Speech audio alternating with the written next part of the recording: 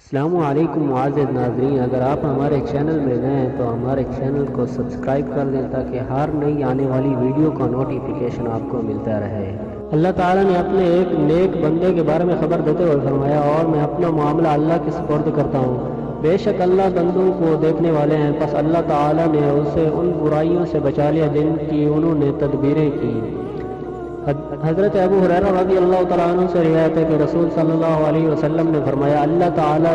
جل شانہ فرماتے ہیں کہ میں اپنے بندے کے گمان کے مطابق ہوں اور میں اس کے ساتھ ہوں جہاں بھی وہ مجھے یاد کرے۔ اللہ کی قسم، یقیناً اللہ تعالیٰ اپنے بندے کی توبہ پر اس آدمی سے بھی زیادہ خوش ہوتا ہے جو جنگل میں اپنی گمشدہ چیز کو پا لیتا ہے، اور جو میرے ایک بالشک قریب ہوتا ہے تو میں اس کے ایک ہاتھ قریب ہوتا ہوں، اور جو میری طرف ایک ہاتھ قریب ہوتا ہے تو میں اس کے دو ہاتھ قریب ہوتا ہوں،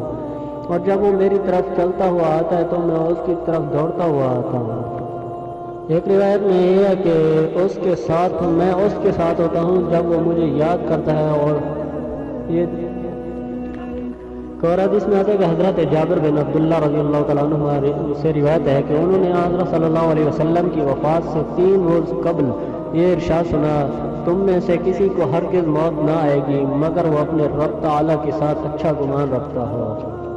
ایک اور حدیث ہے کہ حضرت انس رضی اللہ تعالیٰ عنہ سے روایت ہے کہ میں نے رسول صلی اللہ علیہ وسلم کو فرماتے ہوئے سنا، اللہ تعالیٰ فرماتے ہیں، اے آدم کے بیٹے، جب تک تو مجھے پکارتا رہے گا اور مجھ سے اچھی امید رکھے گا تو میں تجھے بخشتا رہوں گا،